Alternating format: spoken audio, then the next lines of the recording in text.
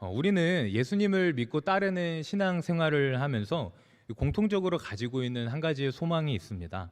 그것은 바로 어떻게 하면 조금 더 성숙한 그리스도인이 될 수 있을까입니다. 우리는 한 해를 마치고 송구영신 예배를 드리면서 새해를 맞이하게 되죠. 그렇게 새해를 맞이하게 될 때마다 우리는 올해는 작년보다 하나님과 더 가까워지고 조금 더 성숙한 크리스천이 되어야겠다고 다짐합니다. 이와 동시에 한 가지 질문도 생깁니다. 그것은 바로 그렇다면 정말 성숙한 신앙이란 무엇일까입니다. 나의 신앙의 방향이 어느 쪽으로 나아가야 정말 성숙한 것인지 우리는 끊임없이 고민하며 살아갑니다. 아마 이 자리에 함께 모여 예배하고 있는 우리 모두 각자가 인정하는 성숙한 신앙의 기준이 있으시리라 생각이 됩니다. 그리고 그 기준은 조금은 다를지라도 항목들은 거의 동일할 것 같습니다. 누군가는 말씀과 기도를 삶 가운데 얼마나 붙드냐로 생각할 수 있고요. 다른 누군가는 예배의 자리를 얼마나 사모하는 마음으로 나아오는가를 기준에 둘 수 있습니다. 그리고 어떤 지체는 삶 가운데 삶의 예배를 얼마나 충실한 자세로 임하는지로 둘 수도 있죠. 그러나 여러분이 이미 알고 계신 것처럼 우리가 방금 나눈 것들은 순위를 매길 수 없습니다. 모든 것이 다 중요하고 하나도 빠짐없이 우리에게 필요합니다. 아울러 이 덕목들은 서로 단절되어 있는 것이 아니라 연결되어 있는 것이죠. 그래서 오늘 우리가 말씀을 통해 살펴보고자 하는 것은요, 과연 어떤 신앙의 덕목이 중요한가가 아닌 오늘은 우리는 과연 무엇을 힘입어 하나님께 나아가고 있으며 나의 신앙을 움직이게 하는 진짜 동기는 무엇인지에 대해 말씀을 나누려고 합니다. 오늘 본문이 포함되어 있는 마태복음 9장은 바로 앞장인 마태복음 8장에 이어서 예수님의 치유 사역들이 등장하고 있습니다. 마태복음 8장에서 예수님께서는 나병 환자를 고치시고 베드로의 장모를 고치셨습니다. 그리고 아무도 고치지 못했던 가다라 지방에 귀신 들린 사람의 귀신을 쫓아내시고 그들을 회복시키는 사역도 등장합니다. 그리고 오늘 본문이 포함된 마태복음 9장에서도 예수님의 치유 사역은 계속됩니다. 마태복음 9장에서 예수님께서는 중풍병자를 고치시고요, 이 혈루증에 걸린 여인을 고치시고 맹인과 말을 하지 못하는 사람들을 고치시는 기적을 보여주십니다. 그러나 이 마태복음 8장과 9장 모두 예수님께서 회복시키시고 치유하시는 사역이 등장하지만 하나의 차이점이 있는데요, 그것은 바로 주변의 반응입니다. 마태복음 8장을 보시게 되면 예수님이 어떤 사역을 하셨는지 그 사역의 내용만 기록이 되어 있습니다. 그러나 마태복음 9장으로 넘어가게 되면 예수님의 사역을 보고 그것을 좋지 않게 생각하고 수군거리고 비웃는 사람들이 등장합니다. 그들은 누구일까요? 맞습니다. 바로 바리새인과 서기관들을 포함한 종교 지도자들입니다. 이들은 기존에 자신들이 누리고 있었던 존경심과 인기와 명예가 예수님께로 옮겨가고 있음을 느끼자 질투를 하기 시작한 것이죠. 그래서 예수님이 행하시는 모든 사역들이 다른 이들에게는 기적으로 다가왔지만 그들에게는 불편과 압박으로 다가왔습니다. 이러한 배경 속 오늘 우리가 함께 읽은 본문은 아마 현장에서 가장 많은 종교 지도자들의 비난과 야유가 들려왔을 것입니다. 이야기는 이렇습니다. 계속해서 여러 지역을 두루 다니시며 병들고 아픈 사람들을 회복시키시는 그 사역을 하시던 주님께서 세관 앞을 지나가십니다. 세관은 말 그대로 세금을 징수하는 곳, 백성들이 세금을 내던 곳이었습니다. 여러분, 세금을 내던 곳이니 당연히 그곳에 누가 있었을까요? 그렇습니다. 세금을 걷는 일에 종사하는 세리가 있었습니다. 여러분, 이 당시 세리는 어떤 사람들입니까? 오늘 리더 양육 때도 목사님께서 말씀해 주셨지만 그들이 어떤 사람들인지는 오늘 본문 10절과 또 우리가 지난달에 살펴본 누가복음 15장 1절의 말씀을 보면 알 수 있는데요, 저희 화면을 보시고 함께 말씀을 읽도록 하겠습니다. 예수께서 마태의 집에서 앉아 음식을 잡수실 때에 많은 세리와 죄인들이 와서 예수와 그의 제자들과 함께 앉았더니 15장 1절입니다. 모든 세리와 죄인들이 말씀을 들으러 가까이 나아오니. 여러분, 성경에서 이 세리라는 단어가 등장할 때 항상 같이 등장하는 단어는 무엇이었습니까? 바로 죄인이었습니다. 여러 대상이 나란히 묶인다는 것은 같은 대우를 받는다는 의미를 담고 있죠. 그래서 한 노래의 가사 속에서도 일명 월클 라인을 이야기할 때 서로 다른 분야에서 일하지만 높은 경지에 오른 사람들이 한 줄의 가사 속에 묶여 있지 않습니까? 이처럼 이 세리와 죄인이 항상 나란히 등장한다는 것은 당시 세리들이 받던 취급이 범죄자들과 같았다는 것입니다. 이것은 당시 시대의 배경을 볼 때 더욱 분명해집니다. 이스라엘은 로마의 지배를 받고 있었습니다. 식민지 생활을 하고 있었던 것이죠. 그렇게 이들은 로마에게 감당하기 정말 어려운 세금을 내야 했습니다. 그런데 우리가 잘 알고 있는 것처럼 세리들은 어떤 일들을 벌이고 있었습니까? 안 그래도 내야 하는 세금이 버거울 정도로 많은데 이들은 그것보다 더 많은 세금을 거두어서 그 중에 일부를 자신들이 취했습니다. 이들이 이러한 행동을 할 수 있었던 이유는 무엇인가요? 그것은 바로 로마가 그들을 보호해 주었기 때문입니다. 그렇습니다. 세리들은 동족을 버리고 현재 자신들의 부귀를 선택한 사람들이었습니다. 자신들을 보호해주는 로마의 권력에 힘입어 그 엄청난 힘의 뒤에 숨어 배를 불리는 사람들이었죠. 그러니 이 세리들이 받는 취급은 어떠하였겠습니까? 돈만 많을 뿐 그 어디에도 속하지 못한 사람들이었습니다. 로마인들이 볼 때 그들은 어떠했을까요? 그저 단순한 상하 관계였을까요? 아마 단순한 고용인과 피고용인은 아니었을 것입니다. 왜냐하면 로마인들은 이들이 동족을 배신한 사람인 것을 알기에 신뢰하지 못할 대상으로 여겼을 것입니다. 또한 아무리 우리의 일을 해주는 사람이라고 해도 어떻게 식민지 생활을 하는 자기 민족을 버린 그들을 신뢰하는 게 어려웠을 뿐더러 이 세리들은요, 결정적으로 아무리 큰 노력을 하고 아무리 거대한 성과를 이루어낸다고 한들 그들은 정통 로마인은 아니었습니다. 그리고 우리가 잘 알고 있는 것처럼 이들은 동족 이스라엘 백성들에게는 더욱더 좋지 않은 취급을 당했습니다. 이들은 피도 눈물도 없는 사람, 절대 상종해서는 안 되는 사람으로 여겨졌을 것입니다. 사람이 아무리 힘들어도 그렇지 할 행동이 있고 하지 않아야 하는 행동이 있는데 어떻게 이러한 시국 가운데 세리를 해서 우리 동족에게 더 큰 짐을 지어줄 수 있을까? 아마 이것이 평소 그들이 당하던 취급이었을 것입니다. 그런데 이러한 배경을 가지고 있는 오늘 본문에서 그 누구도 이해하지 못하는 장면이 등장합니다. 오늘 본문 9절의 말씀을 우리 함께 세 번역으로 읽도록 하겠습니다. 예수께서 거기에서 떠나서 길을 가시다가 마태라는 사람이 세관에 앉아 있는 것을 보시고 말씀하셨다. 나를 따라오너라. 그는 일어나서 예수를 따라갔다. 아멘. 예수님께서 지금 어떤 일을 행하셨습니까? 길을 가시다가 세관에 앉아 있는 한 세리를 부르십니다. 그리고 그에게 말씀하시기를 나를 따라오너라고 말씀하시죠. 물론 이 사건도 충격적이지만 우리가 먼저 살펴보고 가야 하는 것은 거기에서 떠나라는 단어입니다. 개역개정을 보시면 그곳을 떠나로 기록이 되어 있는데요. 즉 예수님께서 어떠한 사역을 마치시고 다음 사역을 이어나가시기 위해 길을 떠나셨음을 이야기하는 것이죠. 여러분, 우리가 앞서 살펴보았지만 이 마태복음 8장과 9장에서는 예수님의 어떤 사역이 중점적으로 등장하고 있었습니까? 맞습니다. 바로 회복과 치유의 사역이 등장하고 있었습니다. 그리고 오늘의 본문 앞뒤 역시 절대 회복될 수 없는 사람들이 예수님과의 만남을 통해 회복을 경험하는 이야기가 등장합니다. 그렇다면 우리가 함께 살펴본 그곳을 떠나, 거기에서 떠나 세관으로 가셨다는 것은 어떤 의미입니까? 예수님께서 마태를 만나기 위해, 도저히 회복될 수 없는 그를 회복시키기 위해 그를 찾아오신 것이죠. 사랑하는 여러분, 우리가 여기서 다시 한번 깨닫게 되는 것은 무엇인가요? 주님께서는 죄인인 우리에게 먼저 찾아오셨다는 것입니다. 당시 마태가 자신을 찾아오는 사람들에게 주로 듣던 말들은 어떤 이야기였을까요? 아마 좋은 이야기는 듣지 못했을 겁니다. 그를 대하는 유대인들의 태도 역시 따뜻함과 진심이라고는 발견할 수 없었겠죠. 단순히 이스라엘 사람들이 냉혹해서가 아닌 그는 같은 민족을 버린 세리였기 때문입니다.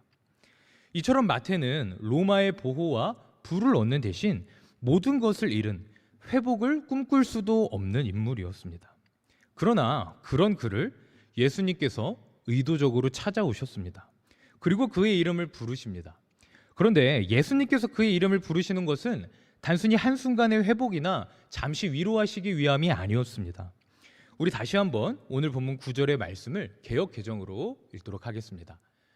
예수께서 그곳을 떠나 지나가시다가 마테라 하는 사람이 세관에 앉아 있는 것을 보시고 이르시되 나를 따르라 하시니 일어나 따르니라. 예수님께서 지금 세관에 앉아서 일하고 있는 세리 마태를 부르신 그 이유가 무엇입니까? 바로 그를 예수님의 제자로 초청하시기 위해서였습니다. 그 세리의 삶을 선택함으로 인해 로마와 이스라엘 그 어디에도 속하지 못하고 고통의 굴레 가운데 있는 그를 주님께서 먼저 찾아가셔서 제자로 삼으신 것입니다. 그리고 마태는 다 이해할 수도 다 헤아릴 수도 없는 그 예수님의 은혜의 초청에 응답합니다. 방금 함께 읽은 9절 말씀 마지막 부분에 일어나로 기록된 단어의 원어는요, 누운 자를 일으키다, 죽은 자를 살리다 라는 뜻을 가지고 있습니다. 여러분, 그렇다면 지금 예수님의 이 부르심이 마태에게 어떤 영향을 주었다는 것입니까? 낙심하여 더 이상 일어날 수 없었던 그를 일으키고 살리시는 사건이 되었다는 것입니다. 마태의 의지와 힘으로 일어난 것이 아닌 그의 모든 허물을 덮고 새롭게 하시는 주님의 은혜가 그를 일으켰음을 우리는 기억해야 합니다. 그리고 동시에 이 놀라운 은혜는 누구에게도 향하고 있음을 우리가 알 수 있는 것입니까? 바로 이 자리에서 함께 하나님을 예배하고 있는 우리에게도 향하고 있는 것입니다. 우리 역시 우리의 힘으로, 우리의 자격으로 구원을 얻은 것이 아닌 우리를 먼저 찾아오신 주님께서 우리를 회복시키셨음을 기억해야 합니다. 다른 그 어떤 것이 아닌 하나님의 은혜가 오늘의 우리를 이 자리 가운데 서 있을 수 있게 하셨다는 것이죠. 이 놀라운 사실을 기억한 채로 오늘의 본문을 계속 살펴보겠습니다. 우리 10절과 11절의 말씀을 함께 읽도록 하겠습니다. 예수께서 마태의 집에서 앉아 음식을 잡수실 때에 많은 세리와 죄인들이 와서 예수와 그의 제자들과 함께 앉았더니 바리새인들이 보고 그의 제자들에게 이르되 함께 잡수시느냐. 우리가 앞서 살펴보았듯이 지금 마태는 인생에서 가장 놀라운 은혜의 순간을 경험하고 있습니다. 그러나 반대편에서는 어떤 일들이 일어나고 있는 것입니까? 그 은혜의 현장을 도저히 이해하지 못하고 받아들이지 못하는 사람들이 등장합니다. 그들이 누구죠? 바로 바리새인과 종교 지도자들입니다. 그들은 주님께서 세리 마태를 찾아오시고 심지어 자신의 제자로 받아들이시는 것을 이해할 수 없었고 분노가 차올랐습니다. 그래서 참다 못해 주님의 제자들을 찾아가 너희 선생은 왜 그런 행동을 하냐고 따지듯이 묻는 것이죠. 여러분, 그렇다면 바리새인들은 도대체 왜 이 예수님의 행동을 이해하지 못하고 심지어 따지는 단계까지 이르게 된 것일까요? 먼저는 예수님이 세리와 함께 하시는 것 자체를 이해하지 못했습니다. 당시 사회에서 배신자, 부정한 자로 인식되어 있는 그 세리와 함께 식사를 하는 것 자체를 그들은 도저히 받아들일 수 없었습니다. 경건한 유대인이라면 당연히 그들을 피해야 하고 어울리기를 꺼려해야 하는데 친히 먼저 찾아가서 자신의 일행으로 초청하는 것을 도저히 받아들일 수가 없었던 것이죠. 그리고 또 한 가지의 이유는 그들 스스로 가진 우월감 때문이었습니다. 그들은 스스로를 율법의 조항들을 고군분투하며 지켜낸 거룩한 존재라고 생각했습니다. 그렇기에 자신들은 더더욱 세리나 죄인들과 어울릴 수 없는 존재로 생각했죠. 그런데 이렇게 어렵게 율법을 지키며 살아가는 자신들의 권위는 인정해주지 않으면서 세리와 죄인들을 가까이 하시는 주님이 그들은 이해가 가지 않았던 것입니다. 그들이 볼 때 주님은 너무나 모순이 가득한 분이셨던 것이죠. 그러나 정말 모순적인 것은 그 누구도 아닌 바리새인들이었습니다. 이들은 겉으로는 율법의 조항을 지키면서 살아갔지만 정작 그 율법을 만드신 하나님의 정의와 공의는 놓치며 살아갔습니다. 그 율법의 정신으로 다른 사람을 돌보며 살아가는 것이 아닌 자신들의 의와 명예를 지키며 또 그 명예를 세우는데 집중하며 살아간 것이죠. 그들이 정말 가난하고 소외된 자를 외면하지 않는 율법의 참된 본질과 정신을 알았다면 그렇게 행동할 수 없었을 것입니다. 그래서 예수님의 행동을 전혀 이해하지 못하고 불만만 제기하는 그들에게 주님께서는 오늘 본문을 통해 이렇게 말씀하시는데요. 오늘 본문 12절과 13절의 말씀을 함께 읽겠습니다. 예수께서 들으시고 이르시되 건강한 자에게는 의사가 쓸데없고 병든 자에게라야 쓸데있느니라. 너희는 가서 내가 긍휼을 원하고 제사를 원하지 아니하노라 하신 뜻이 무엇인지 배우라.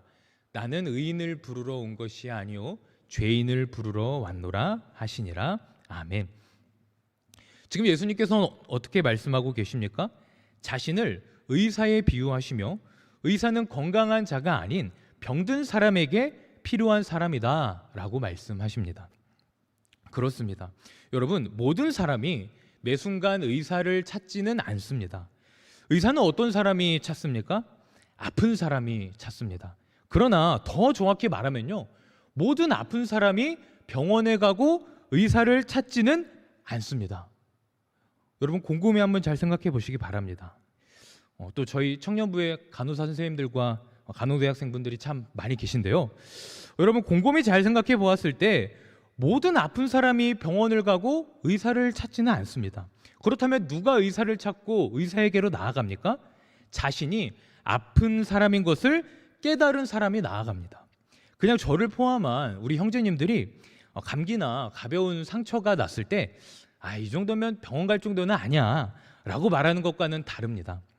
의사를 찾는 사람은 내가 아픈 것을 깨닫고 지금 병원에 가지 않으면 안 되는 것을 깨달은 사람들입니다. 그러나 여러분, 오늘 본문 속에서, 아니 성경의 메시지가 우리에게 일관되게 말씀하시는 것은 무엇입니까? 우리가 정말 그 예수님이 필요한 환자들인데, 오늘 본문의 표현을 빌리자면 병든 자들인데 의사를 찾지 않는다는 것입니다. 내 안에 있는 공허함과 모든 갈급과 이 불안과 낙심은 우리가 하나님께 나아갈 때 해결받을 수 있는 것인데 우리는 자꾸 헛된 것을 쫓아간다는 것이죠. 이것은 정말 절망적인 것 아닙니까?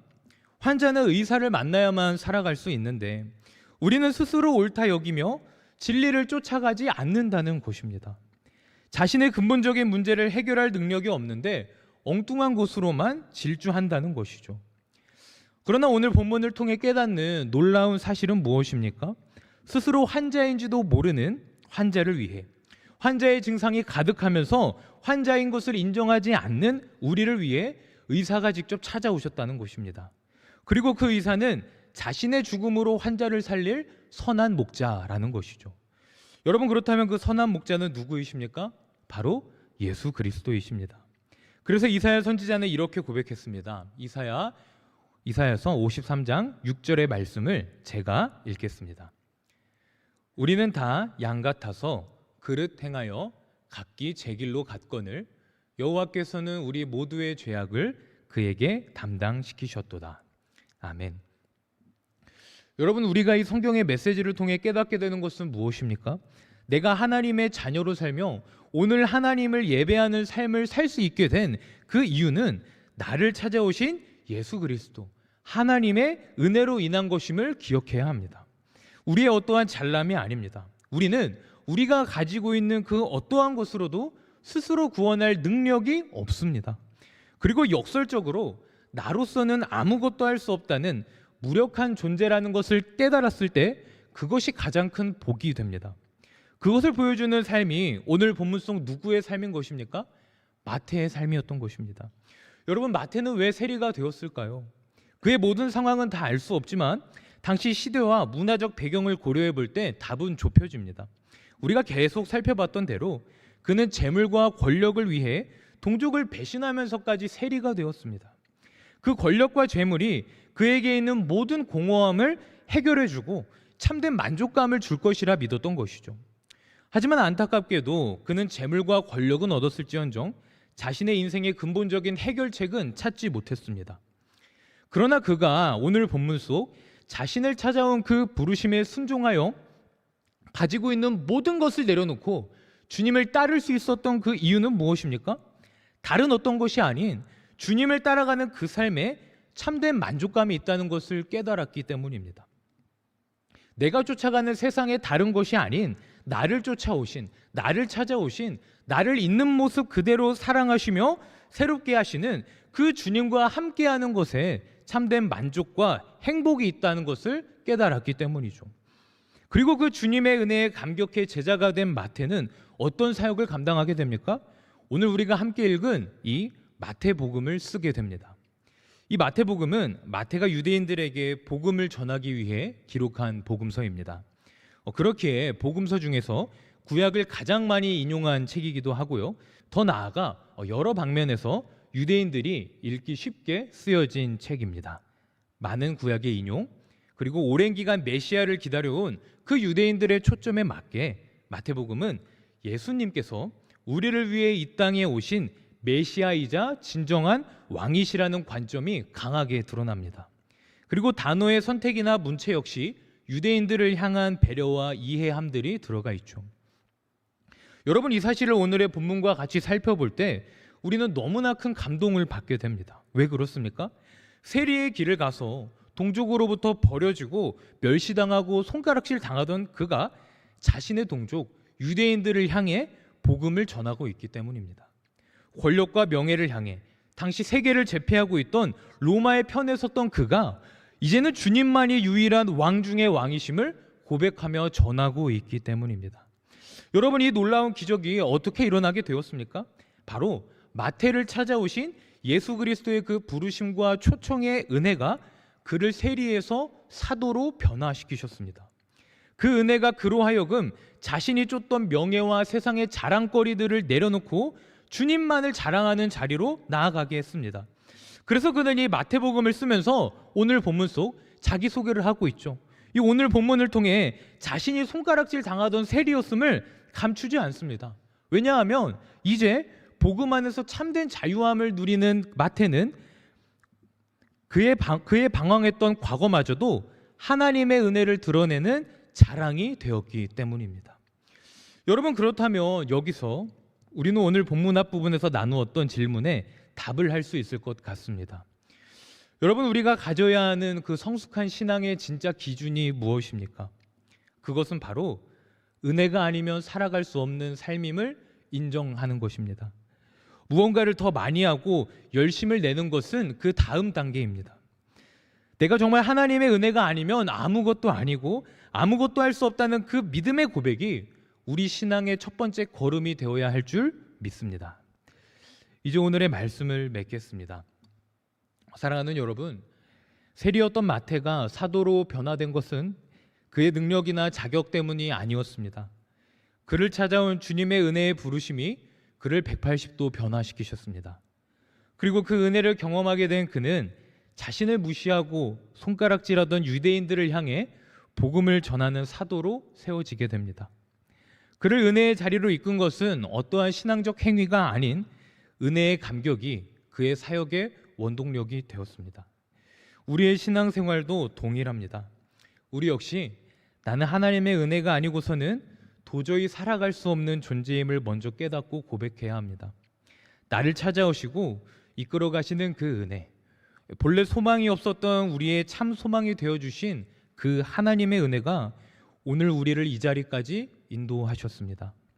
정말 이 한없는 은혜를 누리시고 감격하는 그 하나님 자녀로서의 삶을 통해 각자 보내어진 여러분의 삶의 자리를 비추시는 이 땅의 청년들로 세워지시기를 주님의 이름으로 축복하고 간절히 소망합니다. 기도하겠습니다. 하나님, 감사합니다.